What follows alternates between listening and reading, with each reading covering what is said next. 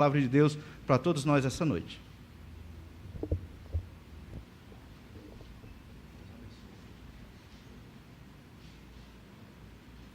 Irmãos, muito boa noite.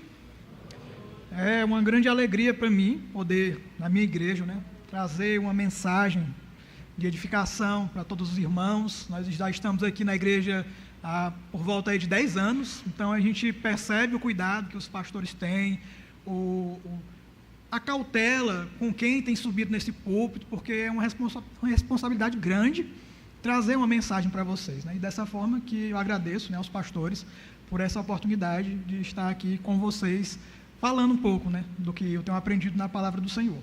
Mas antes de nós entrarmos no que eu tenho estudado e preparado para hoje, queria fazer um rápido relatório, do nosso tempo lá no seminário.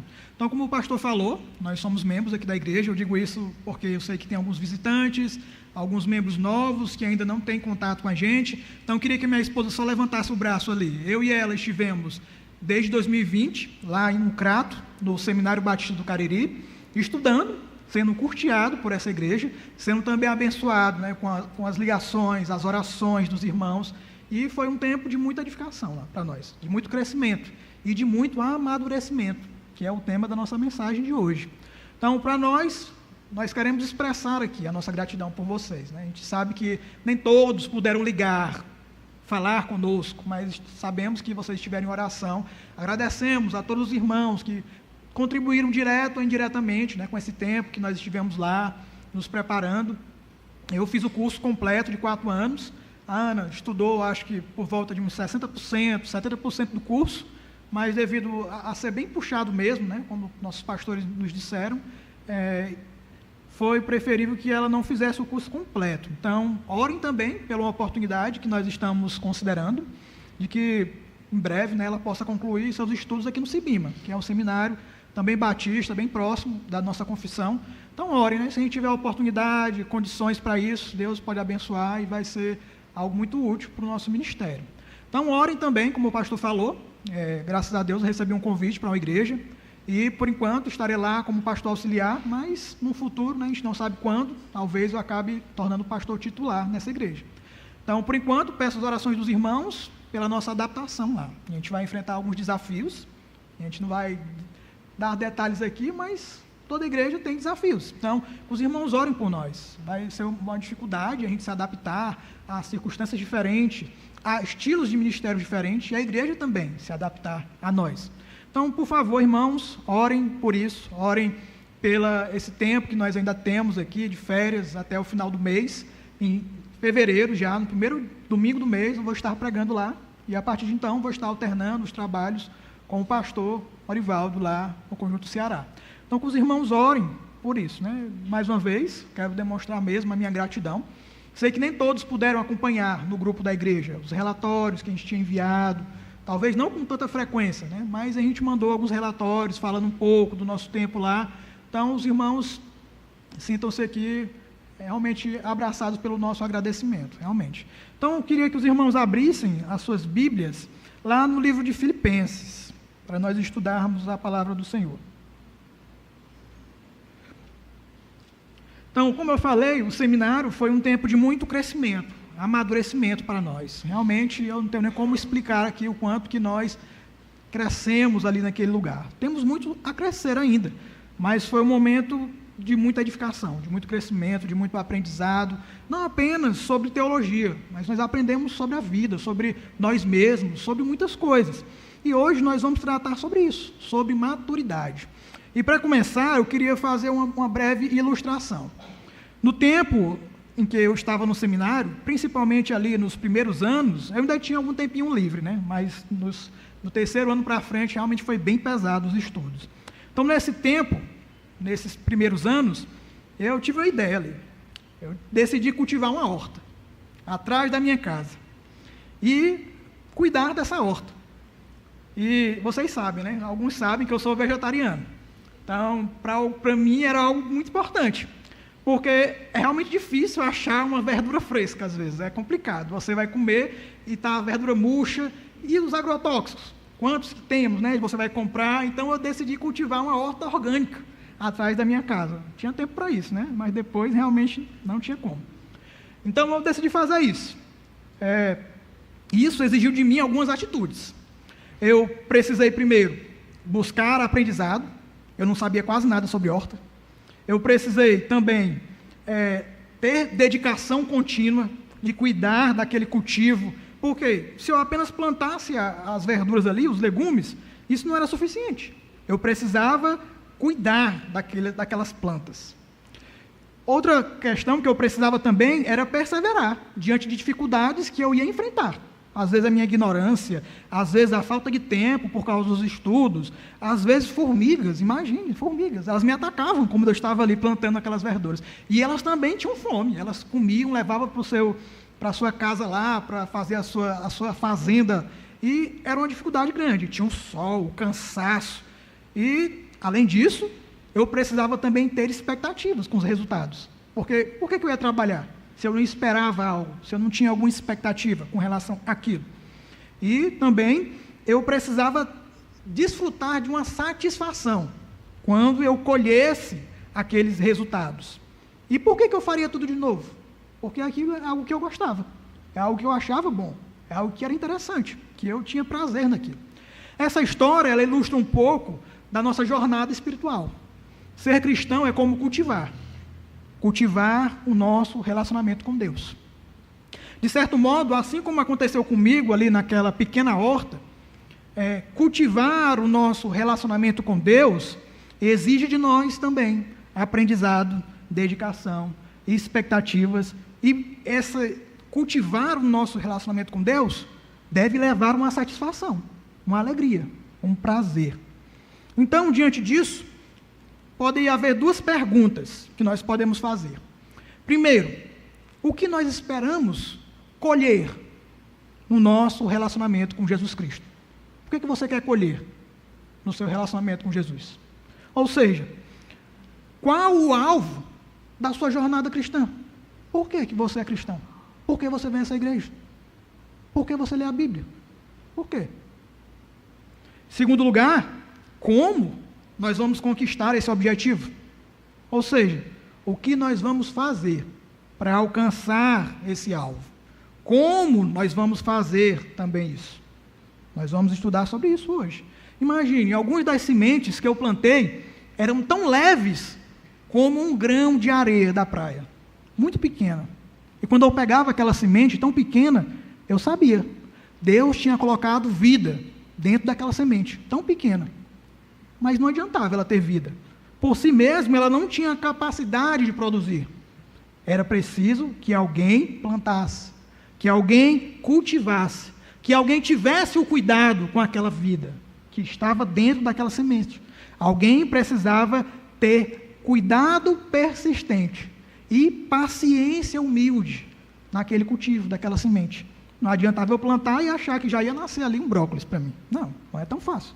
Da mesma maneira, irmãos, a ideia do nosso estudo hoje é que para nós alcançarmos a maturidade em Cristo, nós precisamos ser humildes, nós precisamos ser persistentes. Então, o nosso texto fica lá em Filipenses 3, a partir do verso 12. Vamos ler, então, o nosso texto, vai ser até o verso 16, mas, por enquanto, vamos ler apenas até o verso 14. Então, diz assim, Filipenses 3, a partir do verso 12. Não que eu tenha recebido isso, ou que já tenha obtido a perfeição, mas prossigo para conquistar aquilo para o que também fui conquistado por Cristo Jesus. Irmãos, quanto a mim, não julgo havê-lo alcançado, mas uma coisa eu faço, esquecendo-me das coisas que ficam para trás e avançando para as que estão adiante de mim, prossigo para o alvo, para o prêmio da soberana vocação de Deus em Cristo Jesus. Vamos fazer uma oração breve? Pai, nós queremos agradecer o Senhor por tudo que o Senhor tem feito em nossa vida, pelo teu perdão, pelo sacrifício do teu Filho que nos comprou para o teu reino, para a tua família, Deus. Não temos palavras para agradecer de fato, porque não merecemos, não somos dignos, jamais conseguiríamos, Deus, dar os frutos que te agradam, Deus, se não fosse a tua graça, se não fosse o teu amor, se não fosse o teu Espírito. Mas o Senhor, Deus, deseja que nós cresçamos, deseja que nós amadureçamos, Senhor. E é nesse momento que nós oramos, pedindo ao Senhor que nos ajude a seguir esse caminho, Deus, essa jornada. Nos ajude a aprender como fazer isso, Deus. Nos dê a motivação correta. Nos ajude a entender a Tua palavra, e em nome de Cristo Jesus. Amém. Então, vamos primeiro aqui pensar no contexto. Muito obrigado. O contexto dessa passagem. O contexto inicial aqui, aliás, do capítulo 3, do verso 1 até o verso 11, nós vamos tratar no decorrer da mensagem. Mas vamos falar um pouco do contexto posterior, ou seja, aí é o verso 17 em diante. Então, nesse contexto posterior, Paulo vai dizer que para nós alcançarmos a maturidade, nós devemos observar. Observar o quê? Observar exemplos que nos foram dados. Nós devemos imitar esses exemplos. Você pode ver isso no verso 17. Irmãos, sejam meus imitadores e observem os que vivem segundo o exemplo que temos dado a vocês. Então, para chegar à maturidade, nós precisamos ser pessoas observadoras. Observar o exemplo que Deus nos deixou, para que nós sigamos. Então, Paulo aqui, ele vai falar de modelos. Mas que modelos são esses que Deus nos deu? A carta aos Filipenses, ela é uma carta clássica que fala sobre isso, sobre modelos, sobre exemplos, sobre algo que nós devemos olhar e imitar. Nós cantamos isso aqui. Então, em outros textos da epístola aos Filipenses, especialmente lá no capítulo 2, peço que você volte aí à sua Bíblia. Paulo, ele vai indicar algumas pessoas que servem como modelo para nós. Pessoas que devem ser vistas como modelos para todos os crentes. A partir do verso 5 aí, você pode ver que o maior exemplo que nós temos é a pessoa do Senhor Jesus Cristo. Ele é o nosso modelo. Se nós queremos imitar alguém, nós devemos imitar, como Paulo disse, assim como eu imito a Cristo. Então, Cristo é o nosso modelo. Mas em que ele é o nosso modelo? Esse texto é um texto muito bonito. Ele vai falar da humildade de Jesus. Mesmo sendo Deus, ele disse, eu não vou pensar nos meus próprios interesses. Eu vou pensar nos interesses daqueles que são pecadores, que não merecem. Ele veio, assumiu a forma de um servo, sofreu no meu lugar, no seu lugar. Ele não pensou, vai ser difícil para mim, eu vou sofrer muito. Não, ele fez aquilo. Ele é um modelo para nós. Nós devemos imitar isso. Ele serviu, ele se auto-sacrificou. Foi algo muito doloroso para ele. E isso deve servir para nós. Então, os irmãos podem ler esse texto e pensar um pouco mais sobre isso. No capítulo 2 ainda, Paulo ele vai falar sobre outros exemplos. Ele vai falar, a partir do verso 19, do exemplo de Timóteo. Nós conhecemos bem essa pessoa, que já lemos bem a Bíblia. Timóteo, ele era alguém que, como Paulo vai dizer aí, ele não se preocupava com seus próprios interesses. Em vez disso, ele focava nos propósitos de Jesus. Paulo vai dizer, olha, todo mundo pensa nos seus próprios interesses. Timóteo não, ele é diferente. Olhem para ele, veja como é que é a vida dele. Vocês têm que fazer da mesma forma. Em outras palavras, o que Paulo estava dizendo. Ainda no capítulo 2, a partir do verso 25, Paulo ele vai falar sobre Epafrodito, que muito provavelmente era o pastor da igreja dos Filipenses. E Epafrodito, ele fez uma viagem muito perigosa, e adoeceu durante essa viagem. Ele arriscou a própria vida. Para quê? Pela causa de Cristo. Ele fez isso. Ele também é um exemplo para nós. E era um exemplo para esses irmãos. Enquanto Epafrodito fazia essa viagem, como eu falei, ele adoeceu e ficou à beira da morte. Imagina você buscar o interesse de outra pessoa, tentar fazer o bem para outro, só que nesse percurso, você que é prejudicado, você sofre. Quem quer fazer isso? Muitos de nós não querem, mas isso é um exemplo que nós devemos seguir. Então, Epafrodito fez essa viagem para levar a oferta missionária da igreja aos Filipenses para o apóstolo Paulo. Então, ele fez isso. Paulo estava na prisão por pregar o evangelho e Epafrodito se esforçou para isso. Mas outro exemplo que Paulo dá é ele mesmo. Ele também é um exemplo para nós nessa carta. Se você for ver lá em Filipenses 1, do 12 ao 24, você vai perceber que Paulo vai falar sobre o propósito da vida dele. Ele vai dizer que o propósito da vida dele era pregar o evangelho, era glorificar a Deus e Cristo através da pregação do Evangelho. Só que isso poderia trazer resultados difíceis para ele. Como o irmão Pereira leu aqui, ele disse, olha, para mim, o viver é Cristo, o morrer é lucro. Vai ser difícil, mas eu estou disposto a sacrificar a minha vida pelos outros, por vocês, irmãos da igreja de Filipenses. Eu estou disposto. É muito bonito esse verso. Ele vai dizer que, olha, eu estou me entregando, me derramando sobre esse sacrifício que é Jesus Cristo, em favor de vocês. E eu me alegro com isso. Não fiquem tristes, porque eu estou sofrendo aqui na prisão. Esse é o propósito da nossa vida como cristãos, é servir a Jesus. É servir a Jesus. Se alegrem comigo também. Vocês têm que pensar da mesma forma. Tenham o mesmo pensamento, tenham essa mesma atitude. Olhem para esses exemplos. Alcançar a maturidade envolve isso. Envolve nós focarmos a nossa vida de maneira humilde em conhecer a Jesus, em amá-lo, em servi-lo. E assim, concluindo essa parte aqui do contexto, o apóstolo ele dá aqui também um contraste com exemplos de outras pessoas que não deveriam ser seguidas. Se você voltar para o capítulo 3, do verso 1 a 3, ele vai falar de algumas pessoas. E lá no verso 17 em diante, ele vai falar de algumas pessoas que ele chama de inimigos da cruz de Cristo. Pessoas que confiavam demais em si mesmas. Pessoas que adoravam os seus próprios interesses, suas próprias necessidades. Nós não devemos imitar esse mundo, que exatamente tem essas características. Então, diante desse contraste, é que Paulo nos apresenta a ideia central do nosso texto, de verso 12 ao verso 16, que eu já falei. Para nós alcançarmos a maturidade em Cristo, nós precisamos ser humildes e persistentes. O caminho em direção à maturidade é uma jornada.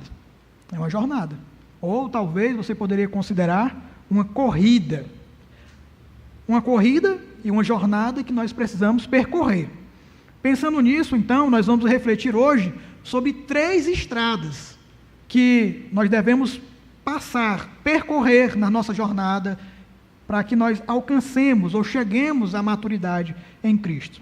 Então, a primeira estrada para a maturidade é a perseverança humilde. Nós vemos isso aí no verso 12.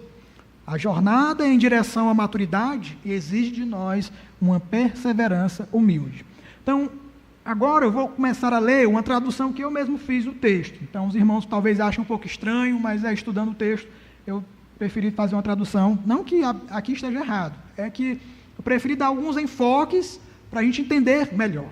Então, acompanhe comigo no verso 12. Ele diz assim: não que eu já tenha recebido isso, ou já tenha sido plenamente aperfeiçoado, mas continuamente eu prossigo, se desejo conquistar aquilo para o que realmente eu fui conquistado por Jesus Cristo.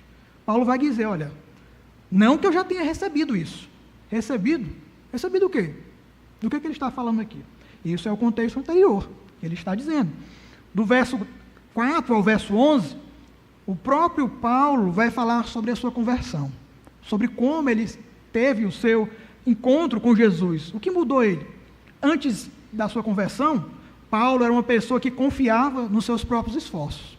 Ele era alguém que desejava alcançar um status diante das pessoas e até diante de Deus. Ele era assim. Mas um dia as coisas mudaram na vida de Paulo. Paulo passa aqui então a falar do foco que ele mudou na sua vida. Ele passou a olhar para a pessoa de Jesus Cristo como alguém que é suficiente para a sua justiça, para a sua vida, para a sua alegria.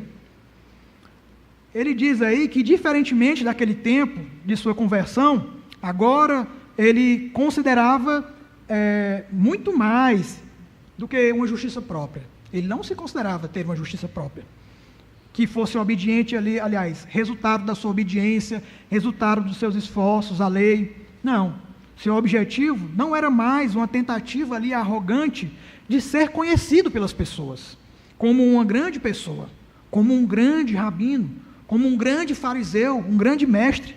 Não. Seu desejo agora era conhecer a Cristo. Seu desejo agora era tornar Cristo conhecido. Veja aí, no verso 8, Filipenses 3, 8, ele diz: Na verdade, considero tudo como perda por causa da sublimidade do conhecimento de Cristo Jesus, meu Senhor. Por causa dele, eu perdi todas as coisas e as considero como lixo para ganhar a Cristo e ser achado nele, não tendo minha justiça própria, que prossegue da lei, mas aquela que é mediante a fé em Jesus. A justiça que procede de Deus, baseada na fé. E o verso 10, qual era o desejo dele?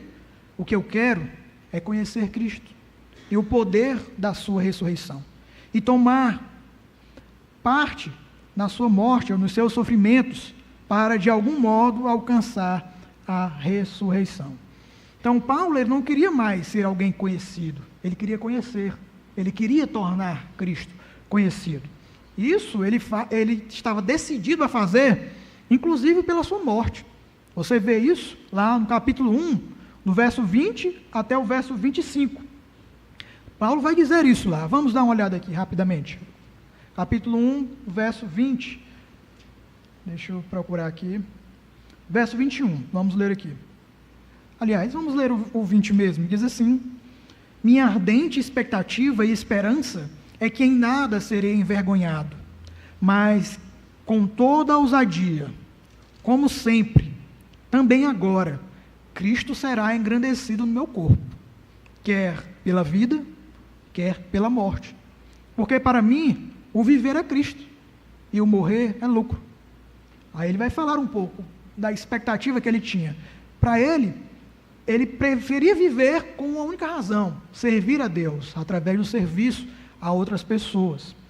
Então, no texto que nós vimos aqui, no final desse texto, aqui do verso 10, aliás, lá no capítulo 3, Paulo vai falar desse foco que ele tinha. Ele fala que desejava muito conhecer algo, conhecer o poder de Cristo. Para quê? Para servir a Cristo, mesmo que isso resultasse em sofrimentos, que levassem até a sua própria morte. Ainda assim, o alvo de Cristo, aliás, o alvo de Paulo, era se tornar semelhante a Jesus. E a gente vê isso no capítulo 2. Tem todo o exemplo de Cristo que Paulo está tentando imitar aqui nessa carta. Ele está tentando mostrar o quanto ele está se esforçando para imitar o exemplo de Jesus. Paulo diz que o seu desejo era, então, fazer isso, se sacrificar pelo reino de Deus, se sacrificar para a glória do Senhor, buscar crescer para engrandecer o Senhor. Ele queria viver para a glória de Deus e para o benefício do povo de Deus. Era isso que ele desejava. Aí, se você voltar para o capítulo 2, verso 17, ele diz o quê? Ele fala assim, capítulo 2, verso 17: entretanto, mesmo que eu seja oferecido como libação sobre o sacrifício e serviço da fé que vocês têm, fico contente e me alegro com todos vocês. Então ele ansiava isso, ele ansiava alcançar essa comunhão com Deus, essa maturidade, onde ele poderia expressar o caráter de Cristo para o mundo. Ele queria adorar a Deus dessa forma. Ele queria experimentar isso. E se ele morresse, o que ele tinha a perder? Ele mesmo vai falar, capítulo 1, verso 23, que estar com Cristo era incomparavelmente melhor. Ele não temia os sofrimentos. Então, diante desse alvo, Paulo diz, no verso 12 aqui do capítulo 3, não que eu já tenha recebido isso, ou seja, não que eu tenha alcançado esse nível, não que eu tenha sido totalmente aperfeiçoado, ou tenha sido totalmente amadurecido. Não. Ele vai revelar aqui uma grande humildade. Já pensou em quem foi o apóstolo Paulo? E ele está dizendo isso. Veja o verso 12, nessa palavra, quando ele vai dizer assim: não que eu alcancei plenamente a perfeição. Ele queria dizer que ele entendia algo. Ele olhava para trás na vida dele, e olhava lá para a conversão dele, e ele considerava que a conversão dele não foi o evento final da sua jornada cristã. Não foi. Foi o início. Foi o início. Apesar de que a sua conversão tinha feito com que ele mudasse drasticamente de direção daquela velha atitude que ele tinha, né, de autossuficiência, de orgulho, apesar disso, Paulo sabia que a sua conversão e todos aqueles anos que ele viveu como cristão não eram suficientes para torná-lo completo, torná-lo realmente maduro naquele objetivo que Cristo tinha para a sua vida. Não era. A sua jornada espiritual ainda tinha muito para ocorrer. Ela não tinha se completado. Ela não tinha. Apesar de que a conversão, ela é um evento finalizado em um momento definitivo, que acontece lá no passado, de uma vez por todas, ela traz também consequências para o presente. Ainda assim, a conversão, ela não é um evento que completa tudo aquilo que Deus pretende para a nossa vida. Mas é óbvio que é. Aliás, é óbvio que isso é verdade. Nós sabemos, a conversão não nos torna perfeitos. Por que eu estou dizendo isso? Porque às vezes nós agimos como se fosse verdade. Eu já me converti, então tudo bem. Eu já li a Bíblia várias vezes, então tudo bem. Por que eu tenho que me esforçar mais? Eu só vou lá para a igreja, escuto uma pregação, tudo bem. Mas não é assim. A gente vai ver o exemplo de Paulo, ele está dizendo isso. Paulo mesmo diz, não, eu ainda não fui plenamente aperfeiçoado, eu não fui. Eu não me tornei ainda o que Deus quer que eu seja. Eu não amadureci completamente. Veja, irmãos, isso. Quem é que está dizendo isso? É o próprio Paulo. Você é capaz também de se considerar alguém maduro, alguém perfeito?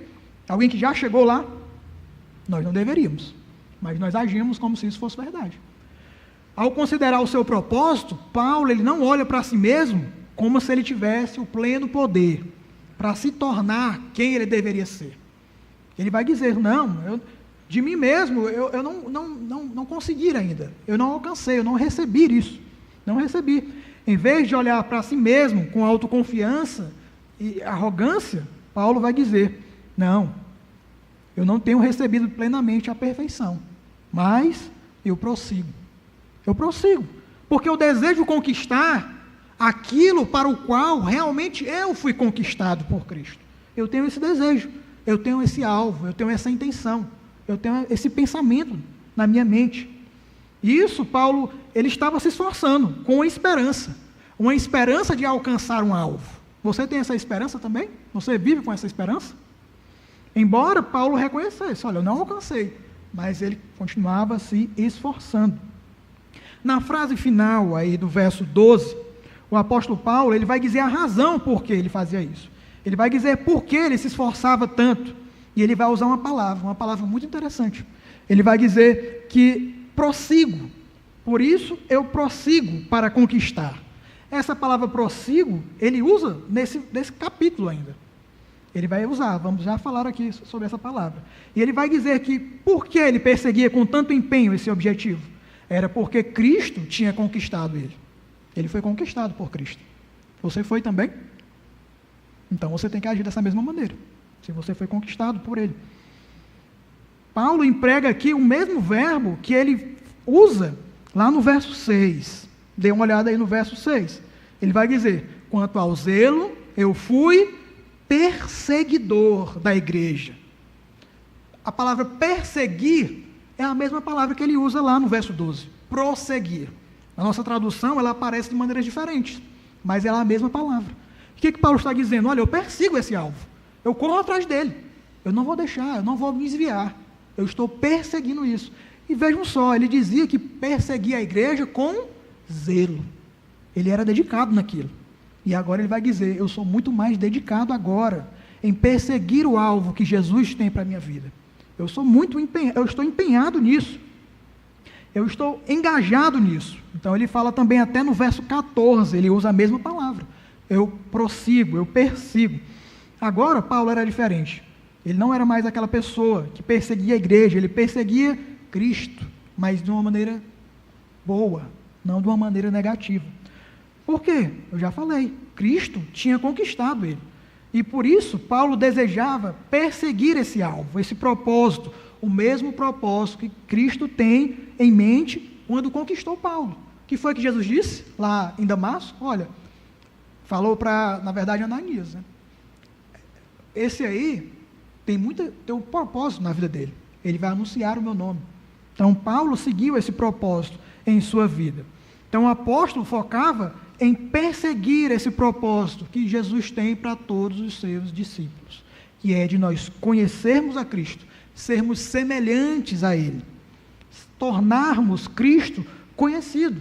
É disso que fala aqui, do verso 7 até o verso 11, e lá também no capítulo 1, o verso 20 até o verso 25. Ele queria não mais ser conhecido, ele queria tornar Cristo conhecido. Muitas vezes porque nós queremos obedecer a Deus, porque nós queremos fazer tudo certo, porque nós queremos que as pessoas nos vejam. Olha, veja fulano, como fulano é um crente, faz tudo direitinho e tudo, é honesto. Essa não deve ser a nossa motivação. Nossa motivação é glorificar a Deus, é louvar a Ele. E Paulo disse, essa é a minha motivação.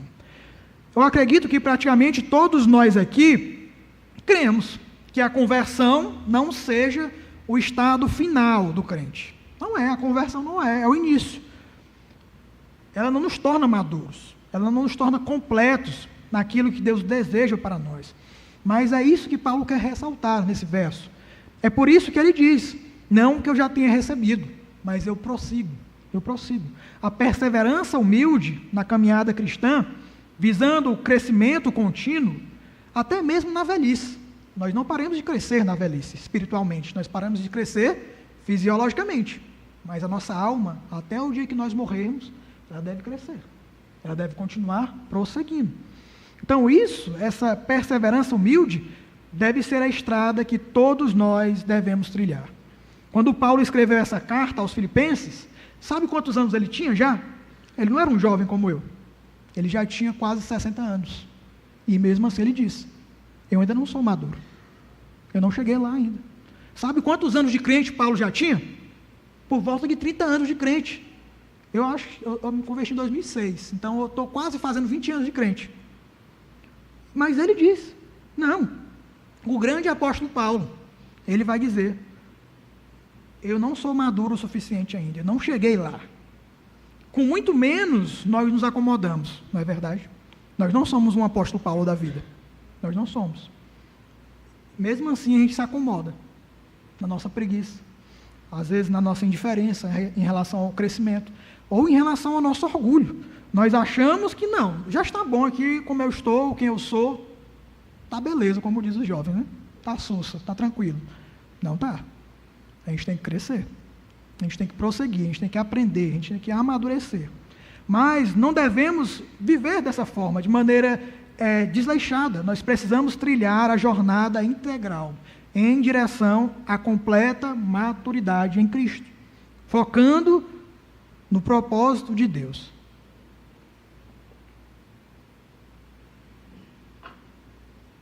A gente vai ser mais breve aqui nos outros 2 pontos. Então, por isso, nós precisamos ter esse foco no propósito de Deus.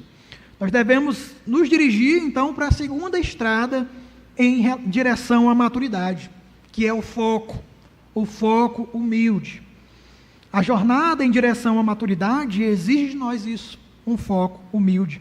Nós precisamos constantemente perseverar, mas perseverar como?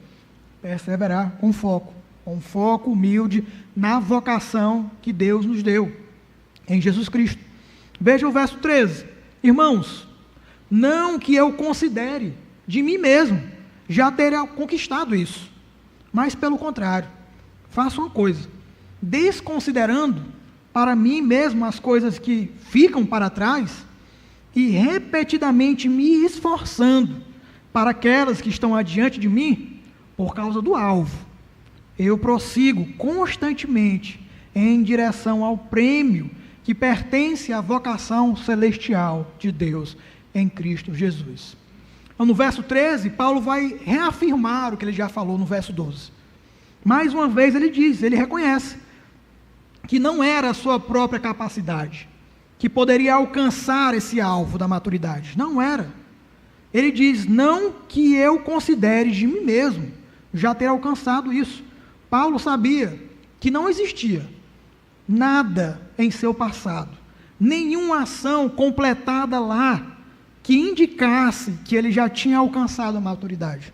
Nada no passado dele, nada do nosso passado. Todos os anos de crente que nós vivemos, tudo que nós fazemos e fizemos, nada disso garante que nós somos pessoas maduras. A maturidade é um processo.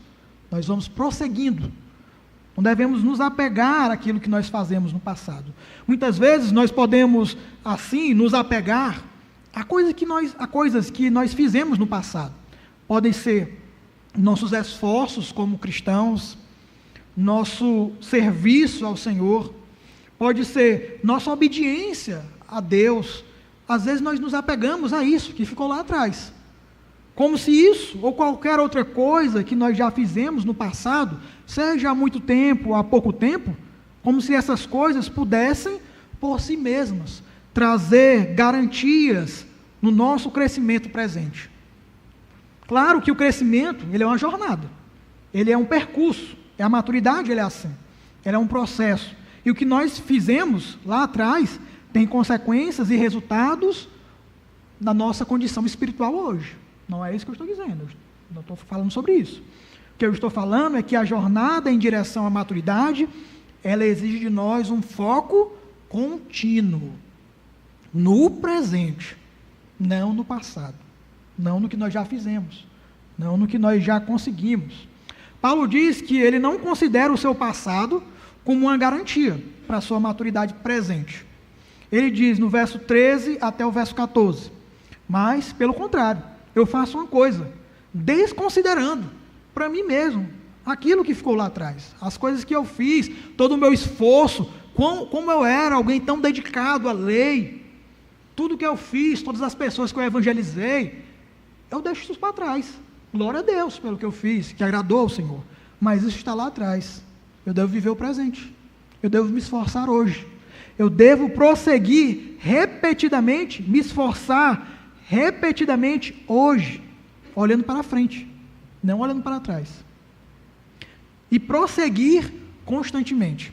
É isso que Paulo diz. A ideia dele aqui é como ele está tentando fazer uma ilustração do corredor na Grécia Antiga, os atletas antigos que corriam. Alguns estudiosos dizem que nos Jogos Olímpicos, na Antiguidade, os corredores, eles costumavam correr em linha reta, muitas vezes indo e voltando. Então, olhando firmemente para frente. É isso que Paulo está dizendo. Olha, correr, eu tenho que correr olhando para frente. É uma ilustração que ele está dizendo. Quando Paulo diz aqui no verso 13, que eu traduzi como repetidamente me esforçando para aquilo que está adiante, ele faz outra ilustração. Imagine aqui, é exatamente isso que Paulo está falando, literalmente é isso. Ele está imaginando uma pessoa correndo para frente, esticando a mão, tentando agarrar alguma coisa. Ele está se esticando mesmo, tentando pegar aquilo. É isso que Paulo está dizendo. Olha, o que ficou para trás ficou, eu estou correndo, eu estou tentando alcançar algo, alcançar um objetivo. E que objetivo era isso? O que motivava Paulo a se esforçar tanto na sua vida espiritual? Do verso 13 ao verso 14, ele vai dizer, eu faço o quê? Eu faço tudo isso, deixo o que fica para trás, desconsidero tudo isso, olho para frente, verso 14, por causa do alvo, por causa desse objetivo, eu prossigo constantemente em direção a esse prêmio que está relacionado com esse chamado que Deus me deu, um chamado que vem do alto. A tradução que geralmente nós temos aqui é soberana vocação, mas literalmente é um chamado do alto. E aí ele vai dizer, Deus me chamou para isso, em Cristo. É isso que eu tenho que viver, é isso que nós devemos fazer, devemos nos esforçar por causa desse alvo. Deus nos deu uma razão de viver, e essa razão é a pessoa de Jesus Cristo. Ele é a razão da nossa vida. Tudo que nós fazemos, tudo que nós pensamos, tudo que nós desejamos, tudo que nós planejamos, tem que estar relacionado com Ele. Não quer dizer que tudo tem que ser necessariamente religioso, nesse significado que nós estamos fazendo aqui, mas até trabalhar, até assar um pão, até vender uma roupa, um sapato, tudo isso nós devemos pensar em louvar a Deus quando nós fazemos isso, buscando crescer em Jesus. Então Deus nos deu essa vocação, esse chamado, Deus nos deu uma jornada para nós perseguirmos esse objetivo. Há estradas, existem estradas que precisamos trilhar em direção a esse propósito, para que nós completemos essa corrida. E ao final dessa corrida, Paulo vai dizer aí, que nós receberemos uma recompensa. Assim como os corredores, lá na Grécia Antiga, eles corriam e quando eles completavam a corrida e eles ganhavam, eles recebiam um prêmio. É isso que Paulo está dizendo. Corram uma carreira cristã. No final, nós vamos receber um prêmio. Nós vamos receber um prêmio maravilhoso. E que prêmio é esse? Nós seremos semelhantes ao Senhor Jesus Cristo. Nós poderemos desfrutar da comunhão dele, a comunhão perfeita, por toda a eternidade. Talvez é difícil dizer o tamanho da alegria que nós vamos ter naquele dia. Nós nem fazemos ideia. Mas até lá, nós temos um percurso a seguir. Não estou dizendo que nós vamos conquistar a salvação. Não é isso. Mas nós vamos amadurecer. Nós vamos chegar diante do Senhor e nos sentimos felizes por todo o esforço que nós fizemos por Ele durante essa vida.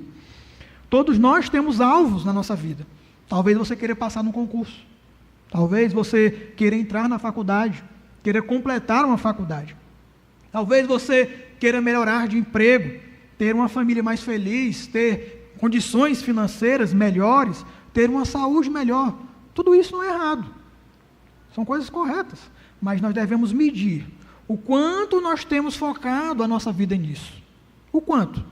E, muitas vezes, desconsiderado o alvo da nossa vocação em Cristo. Nós precisamos guiar todas as coisas da nossa vida para essa soberana vocação que nós recebemos em Deus. Tudo que nós fazemos. Nós não somos perfeitos. Por isso, se no passado, talvez nós tivemos ou não um bom desempenho cristão, não é nisso que nós devemos nos apegar. Nós devemos olhar para frente. Devemos fazer isso que Paulo está dizendo aqui. Devemos continuamente perseverar com humildade. Constantemente. Não importa. Não importa se eu sou uma pessoa reconhecida na igreja, se eu já tenho muitos anos de crente. Não importa. Você tem que olhar para frente. Não buscando a sua própria glória, mas a de Jesus. Nós devemos olhar para Cristo, perseguir esse alvo. Em vez de nós nos concentrarmos em nossos próprios interesses e em nossas próprias capacidades, nós devemos focar as nossas vidas em amar o Senhor, servi-lo com dedicação e humildade, dependendo da sua graça. Eu admiro muito alguns irmãos aqui da igreja, alguns irmãos que já têm uma idade avançada, têm uma rotina de trabalho pesada, mas esses irmãos estão no culto de oração, esses irmãos estão na EBD, esses irmãos estão no culto à noite. Não estou dizendo aqui que se você não faz isso, você está pecando, mas considere o quanto esses irmãos se esforçam. Observem os exemplos que vocês têm ao redor de vocês. Eu observo. Já estou aqui há alguns anos nessa igreja e observo alguns irmãos e admiro eles pelo empenho, pela dedicação que eles têm. Pessoas simples, mas fazem isso. E às vezes nós dizemos para nós mesmos, é muito difícil, não consigo, eu vou sofrer se eu fizer isso. Não, se esforce. Tem um ditado que diz, né, o crente tem que ter sangue nos olhos. Ou seja, ele tem que ser alguém agarrido. É assim. Nós não estamos colocando aqui algo que é legalista. Você tem que fazer tudo isso. Não, mas considere, você e o Senhor. Eu tenho me esforçado o suficiente para agradar a Deus, para servir essa igreja, para adorar a Ele. Eu tenho feito isso? Ou eu posso fazer mais? Será que você pode? Isso, por fim, rapidamente aqui nos leva à terceira estrada em direção à maturidade, que é a consciência humilde. Você tem uma consciência humilde sobre o seu crescimento? A jornada em direção à maturidade exige isso de nós. Exige que nós tenhamos uma consciência humilde sobre nós mesmos, sobre o nosso crescimento. Acompanhe o verso 15. Ele diz assim: por isso, todos os que somos maduros, ou perfeitos, ou completos, pensemos dessa forma. E se alguém dentre vocês vive pensando de modo diferente, isso também Deus lhe revelará. No entanto, andemos conforme aquilo que já temos alcançado. Você já se considera uma pessoa madura? Eu acredito que pela pregação você deveria pensar 2 vezes, né, a respeito disso. Não estou dizendo que nenhum de nós é maduro. Com certeza existem pessoas maduras aqui. Mas nós devemos que amadurecer mais ainda, nós devemos crescer ainda mais. Vimos que todos nós precisamos crescer continuamente, desenvolver, cultivar o nosso relacionamento, a nossa identidade como cristãos, o nosso amor por Deus, devemos cultivar isso. Mas na igreja aqui dos Filipenses, nesse texto, parece que algumas pessoas tinham um pensamento um pouco diferente. essa igreja, ela era de uma cidade muito, vamos dizer assim, conceituada. A cidade dos Filipos era uma igreja que foi fundada na época do Império Macedônico, e ela foi fundada como uma cidade projetada. E ela recebeu o nome do pai de Alexandre, Filipe. E ela foi uma cidade que se tornou depois uma colônia do Império Romano. Ela não era uma cidade escravizada, uma cidade conquistada, como, por exemplo, o Brasil era uma colônia de Portugal, que tinha que enviar coisas, tinha que fazer, não tinha liberdade. Não, Filipos era uma cidade independente, era uma cidade de elite. Muitas das pessoas que eram daquela cidade eram militares, eram, vamos dizer assim, funcionários do governo. Eles eram militares do Império Romano. Muitas pessoas dessa igreja aqui, que leram essa carta, eram militares aposentados, pessoas com condições de vida elevadas, pessoas com status social elevado. E muitas dessas pessoas se consideravam superiores. Pessoas maravilhosas, pessoas dignas de serem honradas. Mas Paulo diz, no reino de Deus não é assim. Todos nós precisamos crescer, todos nós somos iguais, todos nós devemos ter humildade. Se você pensa diferente, Paulo diz, tenha cuidado, tenha cuidado. Então, esses irmãos aqui precisavam dessa exortação, para eles buscarem um crescimento, buscarem um serviço.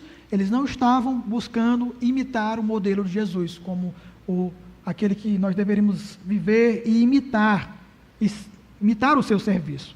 Então, Paulo diz assim, se alguém se considera maduro, deve então pensar exatamente dessa forma, como eu já falei para vocês aqui nessa carta. E ele vai expor, como nós já estudamos aqui. Contudo, em todos os lugares, sempre há aqueles que confiam demais em si mesmos. E existiam sim também pessoas naquela igreja, lá dos Filipenses. Pessoas que são relaxadas, pessoas que são indiferentes com relação ao crescimento. Por isso, elas não têm uma consciência humilde sobre si mesmas. Elas não consideram as suas falhas, as suas imperfeições, como razões para elas se esforçarem, para elas buscarem desenvolver a sua salvação com temor e tremor, que é o que Paulo fala nessa carta. Para essas pessoas, Paulo vai dizer no verso 15, se você vive pensando de modo diferente desse aqui que eu falei para vocês, Paulo diz, espero que Deus também revele essa verdade para você. Espero que Deus abra os seus olhos, que Deus dê consciência a você. Em outras palavras, Paulo diz, olha, espero que pela revelação da Escritura, essa pessoa perceba que ela está enganada. E assim caia a ficha, para que ela tenha essa consciência humilde sobre si mesma, para que ela passe a se esticar em direção a essa maturidade, a esse crescimento completo em Cristo, com humildade. Por outro lado também, apesar dessa exortação, no verso 16, concluindo, Paulo vai dar outra exortação. Ele vai dizer que apesar de tudo isso, desse esforço, nós não devemos também ser como pessoas que tentam andar como alguém que dá um passo maior do que a perna. O que eu quero dizer com isso? Nós devemos sim, como ele vai falar no final do verso 16, andar em linha reta, andar conforme o padrão que Deus nos deu. Mas, mesmo em nossos esforços com relação a isso, ao crescimento, nós devemos ser pessoas humildes. Devemos olhar para nós mesmos e não considerarmos que vamos conseguir fazer algo além das nossas capacidades. Devemos ir por etapa, viver, aprender e crescer. Então, algumas aplicações finais para concluirmos o nosso estudo. Como eu falei lá em Filipenses 2, 12 e 15, a gente pode ler aqui esses textos para concluir. Filipenses 2, 12 e 15. Ele diz assim no verso 12. Assim, meus amados, como vocês sempre obedeceram, não só na minha presença, porém muito mais agora na minha ausência, desenvolvam a sua salvação com temor e tremor, porque Deus é quem efetua em vocês tanto o querer como o efetuar. E aí no verso 15, para que vocês sejam irrepreensíveis e puros, filhos de Deus, inculpáveis no meio de uma geração pervertida e corrupta, E aí ele vai falar no verso 16, até o dia de Cristo. Não que nós vamos conseguir algum dia alcançar a perfeição nessa vida. Nós nunca vamos conseguir. Só na glória. Com isso, o que Paulo queria dizer? Ele queria dizer que nós não devemos conquistar a nossa salvação. Não devemos construir a nossa salvação. Não é isso que ele estava dizendo, não é isso que eu tentei dizer hoje aqui. A ideia de Paulo nessa carta é a seguinte: Cristo, ele é o nosso modelo. Ele é o nosso modelo de serviço humilde, de dedicação a Deus. Ele é a nossa fonte de satisfação, a nossa fonte de alegria. Nós devemos imitar a vida dele. Devemos crescer e nos tornarmos mais parecidos com eles. Então, se nós já fomos salvos pela graça, qual é a minha atitude? O que eu tenho que fazer agora que eu fui salvo? Pronto, eu me converti, tá bom. Não. Nós devemos viver de modo digno da vocação que nós recebemos. Paulo vai falar isso lá em Efésios 4:1. E também ele fala aqui, nessa epístola, em Filipenses 1:27. Vivam de modo digno da vocação que vocês receberam. Essa busca contínua pela maturidade espiritual é parte disso. É parte de vivermos a vocação que Deus tem para nós. Devemos nos esforçar humildemente para alcançar essa maturidade. Como? Pela perseverança, pelo foco, pela nossa consciência e dependência da graça de Deus. Jamais nós devemos negligenciar a nossa necessidade de crescimento. Não devemos negligenciar. O crescimento, ele não é natural, ele precisa de esforço, como eu falei. Ele tem que ser cultivado persistentemente. E esse crescimento, ele envolve todas as áreas da nossa vida. Todas as áreas. Por exemplo, no casamento. Você tem que crescer no seu relacionamento com Deus, no seu casamento. E isso envolve você aturar os defeitos da sua esposa, seu esposo, e corrigir os seus defeitos que você tem em relação ao seu cônjuge. Você tem que fazer isso, e nem sempre isso é fácil. É cansativo, às vezes, ser paciente com o defeito do outro e também ouvir a reclamação do outro. E isso é um processo que vai se desenvolvendo, nós vamos amadurecendo. O casamento traz uma maturidade para a nossa vida. É preciso ter perseverança no casamento. Porque se você acha que, eu casei, vai ser fácil, aí quando começam as dificuldades, você começa a se desanimar. Aí vamos dizer que não dá certo não. Não é assim. Você tem que amadurecer no seu casamento para que ele dê certo. É assim. A vida é assim. Não é fácil. A maturidade também em relação ao nosso relacionamento com os nossos pais, na nossa família. Será se você tem sido o melhor filho com o passar dos anos? Ou você tem sido aquela mesma pessoa chata, né, que só reclama lá da sua mãe todo tempo, do seu pai? Ou você tem crescido em relação a isso?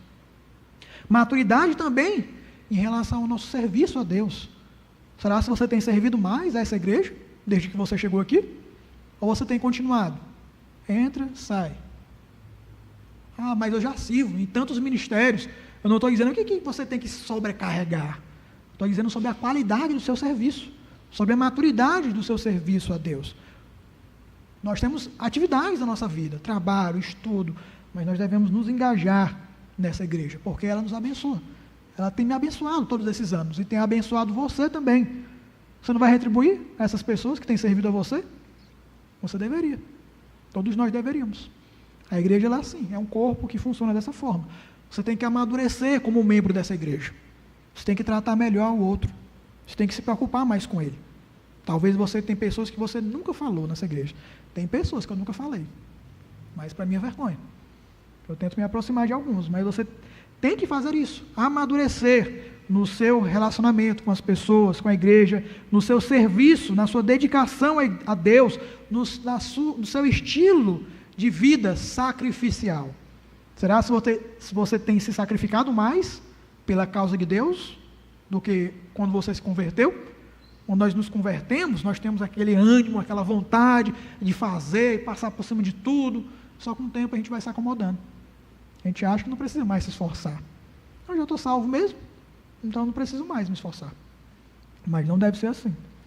Então, diante de tudo isso, nós devemos gravar essa verdade em nossas almas. para nós alcançarmos a maturidade em Cristo, nós precisamos ser humildes e persistentes. Então, que Deus nos abençoe. Vamos fazer uma oração final e após essa oração, teremos um pós-lúdio e você pode orar silenciosamente, refletir sobre a mensagem, louvar o Senhor pelo aquilo que você ouviu e a partir de agora se esforçar mais para agradar a Deus. Então, vamos orar.